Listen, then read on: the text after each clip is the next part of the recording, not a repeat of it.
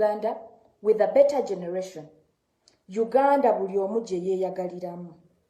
N'ekirala ngenda sooka bagamba nti singa abadde Muganda nga yazze ku live eno mwandigambye abo banirira byabwe ndi mukyala Munyankole amannya geeyogerera Kyakunzire Daphne nzaaliddwa Ibanda nkulidde Kampala naye nga tekinfuula Muganda. Okulira Kampala n'okulira mu Buganda tekinfuula Muganda. Whatever is going on in the country right now is a serious issue. Very serious. Nti bwe tutabaako kye tukola, it is going to become very dangerous. Very, very dangerous. Mchose ne baga nti singa abadde Muganda nga yatudde mu ntebe gye ndimu eno mwandigambye nti abo balwanirira byabwe balwanirira baganda bannaabwe ndi mukyala Munyankole kandi nindumanya nindugamba noho nkuzire noho nzaalirwe owitu n'Ibanda ninyenderizo babulya live egi osharinge ehike aheyi nekuza ebyo bintu nitubireba nk'ebyo kuzaana konka kushakubiri hike hare nituza kurebe kiratuhikeho ebi byona nitubireba nk'ebitine magezi nitubireba nk'ebyo kujana abana Uganda nibaza kunyiga nibaza kwekyawa betamwe biheyo emhino nefuka batandike kwetema nsegayiriranga ko muntu yena kusharinga live yange never nayo nako ralero njagala nkwegayiridde obo oyagala nfukamire ngenda kufukamira sharing live eno. What is going on in the country is not something we cannot just look at and pretend we are not seeing. Nebo batwali mu politics. Kibuyaga bwebe etwala n'ebyetaleeta. Oyinza okuddeyo gambe it's none of my business. But when the wind starts to blow, even your rooftop will not remain. Oli bw'avaayo n'agamba nti tupinpointinze ebintu bye tuwulira nga tukooye ng'Abannayuganda. One core value of a journalist is to speak for the public. Journalist kamwa k'abantu bangi. Journalist bw'avaayo n'asonga ku kintu si ye yekka gwe kiba kikutteko. Okukwata kw'abasajja mivule mukyakulaba ng'okusaaga. Okukwata kw'ababizonto mukyakulaba ng'okusaaga. Okukwata kwa Kiweewa mukyakulaba ng'okusaaga. But when the wind starts to blow, when Ugandans get angry and pull out their hangers and hose, even you who is in your roof, seated down, you're not going to remain the same. Kigenda kukutwaliramu. This message mbasaba mukisharinge kuba njagala etuuke ku the right audience. Abantu abali mu buyinza simanyanya abawa amagezi naye mutusaddaase. You have sacrificed us. Tuli Bannayuganda. Ekyenzaalwa kyandibadde si kikulu. Twandibadde tukulembeza Obunnayuganda n'obumu. Abasajja Abaganda batuwasizza. Abasajja Abaganda tubazaalidde. This is not how you should be reacting to some of these things. Abantu bano bwe bavaayo ne baga nti bannange ebifo ebisava tubibaganye.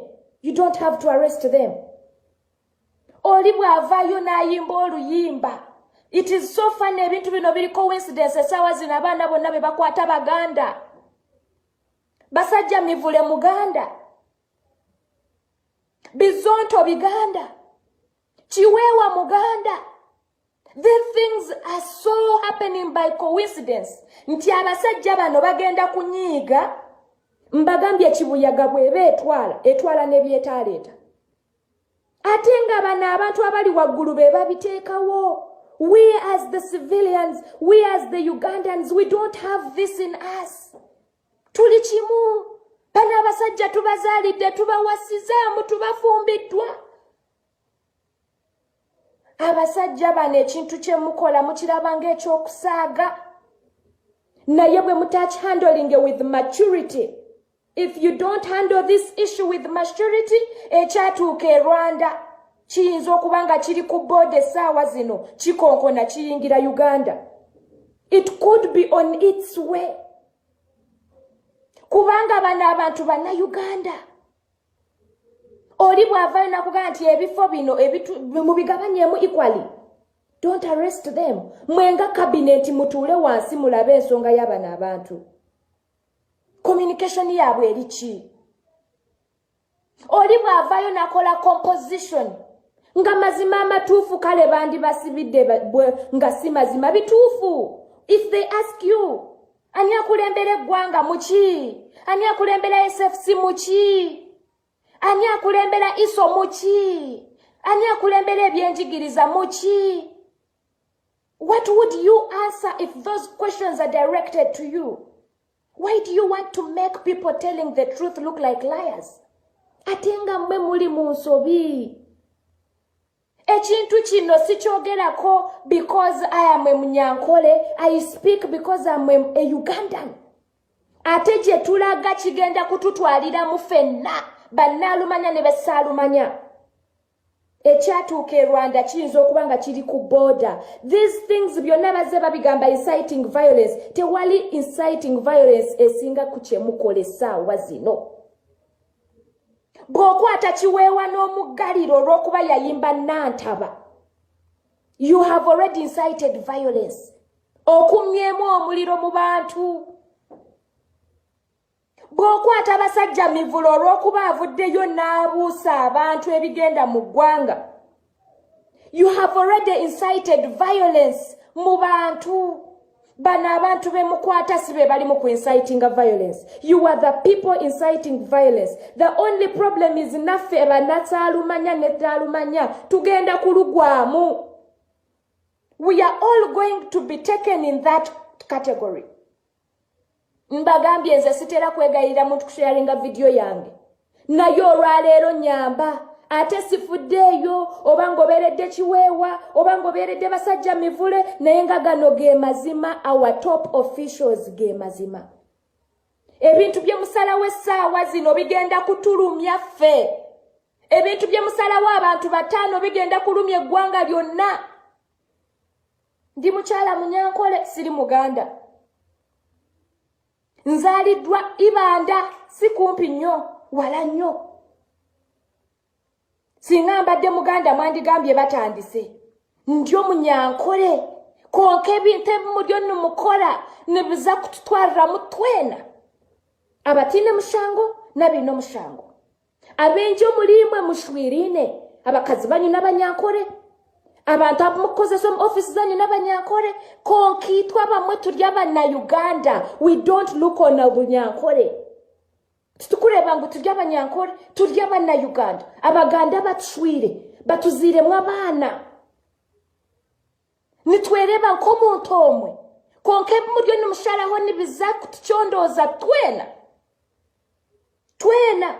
Mistakes zanyu niziza kusashurwitwe. Abatiine mushango, abatiine kitukumanya. Situkarebagana Museveni. Situkikagana mu State House. Abazire bitu tubakakwatagana mundu. Konka ebimulyo ni musalaho nibiza kututwalira mu twena. Ihanga n'ery'Abannayuganda. Waba oli Omunyankole, waba oli Omuganda, waba oli Omusoga, ihanga n'ery'Abannayuganda. Twayenda tugire ngu ihanga n'ery'Abanyankole nibaza kututema. Nibaza kutushara kandi nimwe murabirete. Haze kiri kutushasha ngwimwe ababireta nimuza kuba muri protected. The people that are causing this are going to be protected. Fe basalumanya. We are the people that are going to be affected. Segayiriranga ko muntu yenna kusharinga video yange. Naye olunaku olwaleero nkwegayiridde. Sharinga video eno ngenda kozesa ennimi zonna zensinga okumanya. Lunyankole, Rukiga, Rutoro, Ruzungu, Luganda. Message etuuke gye yina okugenda. Uganda ne y'Abannayuganda teri y'Abannakitala. abantu aba bargayo bakore keki bari kwenda bakore ko obushashi bwabo hona shumazima obushasi obutamba n'obushashi. Pain cannot be stopped with pain. Obushasi tokabutamba n'obushasi. Omuntu yakujja ati ninshashaha jeza horebe numubazi ki ogwakwenda konka ko kumusiba noba wamwongera obushashi. When you arrest these people because they have spoken out their mind, because they've spoken out what they feel the better Uganda should be, you have not solved their problem. You have added salt in a wound. Ebintu bino tukyabiraba ng'ebyokusaaga, but it's not a joke. Gwoyinza okuba oli eyo oli mu nju yogamba anze ebyo tebinkwatako by'abanabufuzi. When the wind starts to blow, it will not spare your rooftop because you kept quiet. It is because of your silence that even the wind will blow more. Fenga abannansi ekiriwo tetukkiriziganya nakyo. A few cartoon of people, a few group of people sit on the top because they are the head of the state and make their own decisions. But those decisions are going to be punished by everybody. Those decisions made by a few top officials are going to be affected by every Ugandan.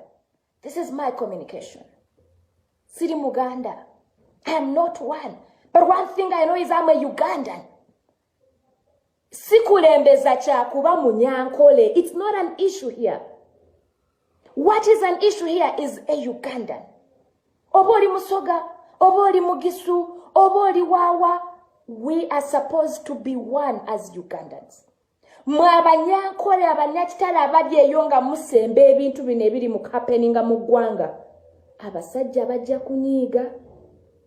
Bagenda kujjayo amajambiya. Bagenda kujjayo buli kimu. Bagenda kutandika kwesala. You are watching. We should stop this while it is at an early stage. Bw'oba ng'olina obusobozi obutuuka ku mukulembeze, ng'olina obusobozi obuwabula abantu abo abali mu security, ensonga zino bazikwate n'amagezi nnyo. Abannayuganda bali ku point we batuuse nti beekyaye. Beekyaye, that is the fact. Omuntu watuukira okwekuumako omuliro aba yeekyaye. Sayini zonna eziraga abannayuganda nti beekyaye muziraba. Engeri gy'okuba tiyagasi mu baana ne bakulaga nti bakyasonga. Dala, don't you see nti abannayuganda beekyaye? They are ready for anything if you don't change. Abaana barihire. Kandi bari ready kukola ekintu kyona. Imwe nimugirango nibakitina tiyagasi? No. Nimushiba nibatera mutiyagasi? Konka basonga busonzi. Muze mubiraba wano. Ng'abaana babakuba mutiyagasi ne basigala nga beeyongerayo. Abaana ne mbakuba kiboko ne basigala nga beeyongerayo. They are tired and ready for change.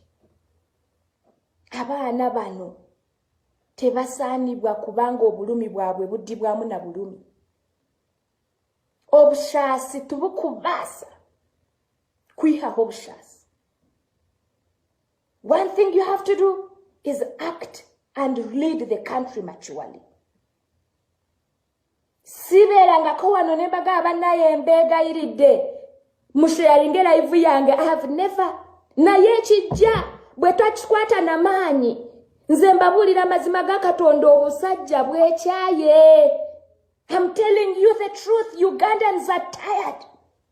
Omuntu watuukira ogamba nti tiyagasa ali awo nakugamba nze ngenda. They know what they want. Omuntu watuukira ogamba nti kangende ku poliisi neekumeko omuliro. They know what they want. Abantu abali omu buyinza egi message neyanyu. Itwe tutwine mushango. We don't have any problem. But when the wind starts to blow, you know what hurts me most is we have been engaged. We have made friends who are from different tribes. We have made a family from these other people because we believe we are one Uganda. But a few people sit on the panel and they make us look like we are not one Uganda. They make us look like Omunyankole wanjawulo ku Muganda. They make us look like Omusoga wanjawulo ku Munyankole. We are not different. We are the same. Feche chimu. Nkwegayiridde gwe wenatuuka wano sharinga video eno. Wetutuse kati we don't fear. I don't have any fear in someone coming for me. Okuntwala mu komera. I've never been in prison. But this moment I don't fear because I'm speaking the truth. Omuyaga bwe gunajja gugenda kutwala n'amayumba gaffe abatabiriimu. Nze situlangako ku cabinet yonna. I've never, but when the repercussions come, naffe basaalumanya tugenda lugwamu. Because the country is going to start looking at us like we have made our own country in a country. People are going to start looking at us like we've made an empire in a country. Omuntu bw'avaayo n'akugamba bannange kino kyo tukikooye. Tutandika okutunuulira ebintu ng'Abannayuganda so singa Kabiremu. What is the right response as a good leader, as an exemplary leader, as a leader who cares for the people of the country, not for a certain tribe? What do? You go it down into the details. Bwebagamba nti gundi bamwagalanga naye mixed mukyuse. Let the people have the kind of leadership they want. Be a servant to the public. Oli bw'avaayo kati abaana baavuddeyo ne batandika n'okumimiikinga. Ne bagamba kale fine, bizonto byabadde bikyamu. President w'eggwanga Musoga, akulira SFC Musoga, akulira ISO Musoga. That's how far we have reached. That's how bad the country is doing. That's how bad the country is doing. Live yange no mbegayiridde. Mugisharinge kuba njagala etuuke weeyina okutuuka. Nzize wano netandika ne bagamba nti nze ndi mukyala Munyankole. Awedde emirimu 211. Siyinaako kagamba nti taata muganda mama Munyankole. No. 211. Kino live gye nkoze tekitegeeza nti saagala Bunyankole bwange. Wabula kitegeeza nti I would rather prioritize my country over my tribe. Eggwanga lyaffe tulyetaaga tulyeki. Decisions zonna ezikolebwa right now at the top officials fe abagenda ozisasulira. Abaana bange nyinza obutazisasulira naye abaana bange ne bazisasulira. Gwe aliye yagamba nti lwaki ovuddeyo okwogera. There are people who come there. Ono Munyankole lwaki tawagira banne. No. You are just being short-sighted. You don't think and reason beyond your nose. Enyindo yange mpanvu. Naye ate nsobola okutunula wala n'endaba nti kino ekintu we tutakikwate n'amaanyi mu budde obujja mu maaso awo kiyinza okukazaala. Naawe Omunyankole aliyeyo gwagamba nti byo tebitukwatako. Bino ebintu tebitukwatako naye kibuyaga bw'eba etwala n'ebyetaleeta. Ojja tugenderamu. Bw'oba tolugendeddemu abazzukulu bo bayinza olugenderamu. Bw'oba tebalugendeddemu abaana bo be bayinza olugenderamu. The decisions made by the top officials are going to affect us all. Fenna. Saagala mutandike nti nze bye tebinkwatako siri munnabyabufuzi, tebinkwatako siri muki, bikukwatako kuba oli Munnayuganda. When the people decide to go angry because you have refused to listen to them peacefully, it will affect you too. Ate ekisinga okutuluma mutumanye nti abakola decision zino, they are going to be protected. When anything comes out right now, mujazira bange ennyonyi zibuuka bafulumya abaana baabwe. N'olw'ensonga eyo tulina okubatabukira kati. They must stop this nonsense. Because when trouble comes, they are gonna rescue themselves. They are gonna protect their children. They are gonna protect their families. Basaalumanya fe abajjoddugwamu. Basaalumanya fe abagenda okulugwamu. When you shut up now, be ready to suffer the consequences. If you shut up now, be ready to suffer the consequences. Because whatever is happening right now has a serious repercussion. Amana bemula baba no tebachatya na tear gas. They don't. They are determined to liberate their country. They are determined. Kati gwalye yaganti katusirike bakole kye baagala. When time comes to pay for these actions, their families will be the first people to be secured. Ebibi byabwe fa bagendo bisasulira. That is what hurts me most. They are never gonna be there to face their mistakes. They are not going to pay for their wrong decisions. It is us, Basalumanya, that are gonna pay for this. Buli ekibawo right now go aliye yaganti tebinkwatako faba joku bisasulida. We are the people that are gonna pay for this. If we don't speak up, if we don't stop this at an early stage, whatever is coming, we're gonna be the people to pay for this. Iwe wena kurebe byo kugira ngo tubikukwataho nibikukwataho. Habo kuboryo mu Uganda, oryo mu na Uganda, kandi buri kimwe kirahikeho omu Uganda niwo ratshashura. You will pay for it. Tutitira no gaba naye etiquette bananda babatyanga njogera kubine ebintu. But time comes when you feel like nah, you're full. You feel like busting. Tugenda kusirika paka wa. Why don't you for once do the right thing? Why don't you for once correct a mistake with the right decision? Why do you have to add salt in a wound to the people that are already tired? Racho bobongera mo munyo. Ebintu bino byonna ebi happening aba na Uganda balaba. They are watching.